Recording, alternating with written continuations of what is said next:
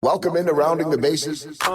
Rounding the bases. Everybody knows Joe Goldberg. It's around the bases. Everybody knows Joe Goldberg.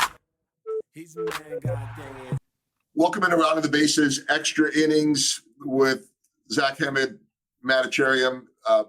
Guys, 4 final questions as we round the bases. Will be maybe a little bit lighthearted with each of these. The first is this. So don't just briefly. How old were each of you when you started programming? I think I was 11. I want to say. Yeah, 10 or 11. Did you love it from the get-go or no? I actually didn't think about programming. The goal for me was to either have my own computer or work on a video game. So it was just kind of like, oh, there's this thing that you have to know to get to this outcome. And so I guess I should learn it. And then sneakily, it teaches you about math and all these other great skills. But I didn't realize that at the time. Yeah. I don't know. And for me, it was my dad had a friend who needed this is like early days of the internet, and she was selling, I think it was like glass vases or something in Brooklyn. And so he didn't know how to make a website, and he was like, here's a book, if you learn, I'll give you $100. And that was like that was her fee for like that was like the consulting fee. And so I was like, oh my God. And so I there's no better motivation than an allowance when you're a kid. And so I read that book front to back, and then figured it out. And I hope that website isn't still around, but it was just photos of glass vases. But it got me enough to figure it out, and then sort of built on it from there. All right, second question as we round the bases. I'll do the second question to Matt, the third question to Zach based on the research we have. Matt, I've got some notes here that say Maker Education Initiative, Maker Corp's mentor, Elizabeth Coalition to house the homeless. Tell me about some of these passions of yours. Yeah. So the first one was a really unique opportunity that I had after college. And a lot of the things I wanted to do was I felt really thankful for all the support and help that I had been given, whether it was scholarships, time, housing. I had a lot of mentors, and the list would be too long to go on. And so as I was thinking about ways to give back, there was a museum in Queens, actually, that had this idea of a makerspace. So basically, it was a space in the museum, and it was, I think, funded entirely by Disney through a grant that brought in folks to teach kids the joy of creativity and making. And so I couldn't think of anything better than to spend some time being excited about making with kids and in a museum setting. It was literally the most exciting thing I can think of. And so I did that for almost a year. And it was a very long commute between Jersey and Queens. It was for a kid that had no money. So it was almost 2.5-3 hours round trip. But it was an amazing experience. I made great friends, and I got to work with children and sort of teach them. And, the energy and the joy of children is infectious. And so being around that daily and just showing them all these cool things like 3D printers, like how to cut wood, and all these maker life skills was quite a joy. And so I love programs that teach kids the joy of making. The second thing was the Elizabeth Coalition House the Homeless, which is an organization that's near and dear to my heart. They helped us a lot when we first came here. So like I said, we came here with no means, and we didn't have a place to stay. And so they helped our family get set up. And so again, another institution that I spent years volunteering at, just as a means of hey, you guys really helped our family out. And I wanted to give back. And so everyone who works there does it not because they have to, but all the social workers, all the nuns involved who run it, are wonderful, wonderful people who do work that I respect and admire. And so those are the two things that that you mentioned that I care about deeply, is giving back. And I'm sure there's more too, but those are amazing. Zach, on your end, in my notes, I had the name Prep for Prep. Tell me about that.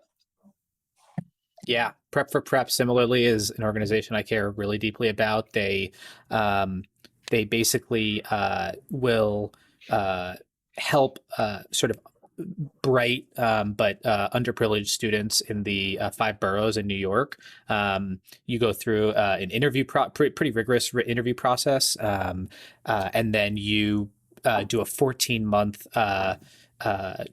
education program. So you're doing 2 schools at once. You're doing Wednesday and Saturday classes during the school year. You're doing 2 full summers of basically getting you're in 4th and 5th grade at that point, and you do basically all of the coursework for 5th and 6th and 7th grades, so that when you go into, they help you get a scholarship to a school in New York. And then, at that point you've done, you're ahead of a lot of the other kids. And so it's an educational program. They help you with scholarships, and then they also help you sort of during college, after college, getting up to speed and building a community. So I attribute everything I have to that program and being able to apply when I was in 4th grade. And so I give back there. I'm on or was on the alumni council there.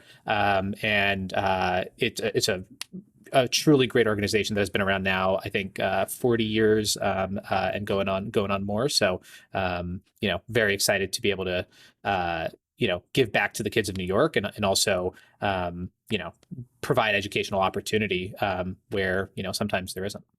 I love that. And, we're all pulled in a lot of great directions in terms of being involved in community and charity and giving back. And to me, there's nothing more powerful than when it's something that you experienced and that firsthand. So kudos to both of you. Here's the walk-off question, the last question. And I don't know that I'll be able to get specifics out of you on this one. Maybe if you want to just think of something crazy, but I think the question I have for 2 guys that are, I think, dreamers, but also guys that are constantly iterating and programming and doing everything, the magic that the 2 of you and your teams do. Is there a big wish or something that you say, boy, I'd love to add this to Clay one day? See, I don't know that we can give away certain secrets or not, but I've got to imagine that the mind is always going to places of, hey, what if we did this? What if we did that? Whether you want to be general on it or specific on it, unless you're going to tell me that Elon Musk is buying Clay, which I don't know if that would be good for anybody anyway, other than maybe your bank account. If he wants to spend Twitter money on you guys, I think he can start something else. But I don't know that that's happening. What's big? What are you thinking of down the road, Zach? Oh, wow. That's a great question. That's a loaded question.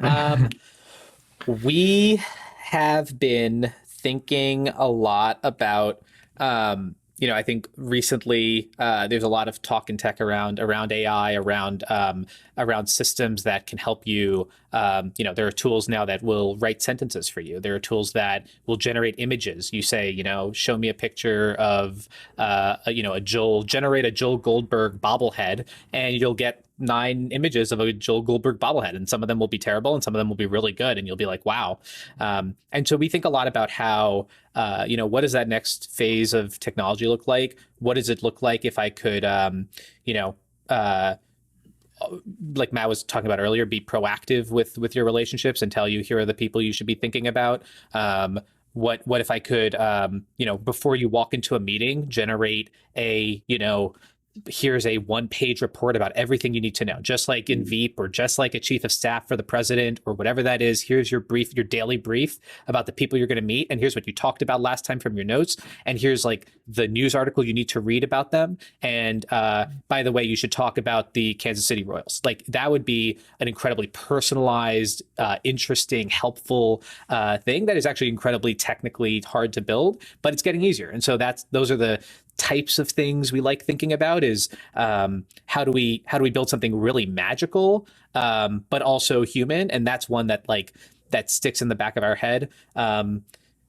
So that's one. But Matt, I don't know, you have other stuff. Well, let me just jump in and say yes, please. Yeah. Matt, go on. No, everything Zach said we're super excited about, but I think for us to really realize the vision of Clay is for Clay to become a verb in popular society. In order to do that, I think we have to sort of own this idea of identity. right? And what I think what we're seeing now is there's a broader shift where, and you can talk about this through the lens of cryptocurrency and a lot of decentralization, where it's not these big tech companies that hold all your data. It's your data, so you should do it. And so like our dream, our vision for Clay is to say like your relationship, your network graph, everything should be yours. And it's almost like, you know, a backup that Clay can help you create from all these different entities, and then you can bring it anywhere. And so we see this now today very simply when people transfer jobs, right? So for example, like if you're leaving one job, you have that work email, but the relationships there are yours, but you lose that whole entire history when you move. And I had experienced that, Zach had experienced that.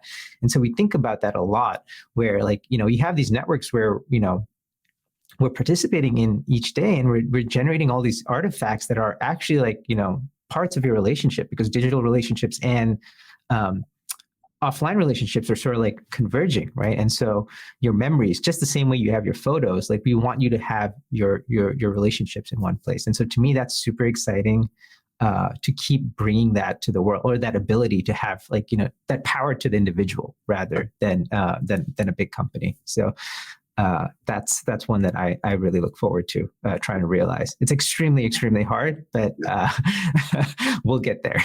Yeah, I know you will. And I don't know either of you that well, but I know you a lot better than I did, you know, a few months ago. And I mean, I could talk to you guys all day. I've taken up too much of your time, but it's amazing what you're doing. It's fascinating.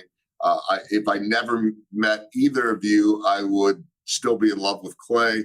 But I love it even more now because of just seeing the passion and the way you guys work. And, you know, again, not that it was required or part of this, but I recommend it to anyone, at least to check out. And so, again, you could do that at clay.earth. I encourage everyone as well, if you're watching this portion of the podcast, to listen to the audio edition wherever you get your podcast, Rounding the Bases. And again, Zach and Matt, thanks so much for spending all the time. Thank you. Thank you so much for the kind words. It really means a lot to us to hear that from you. Thank you, Joel. Thanks, guys. Thanks, Joel.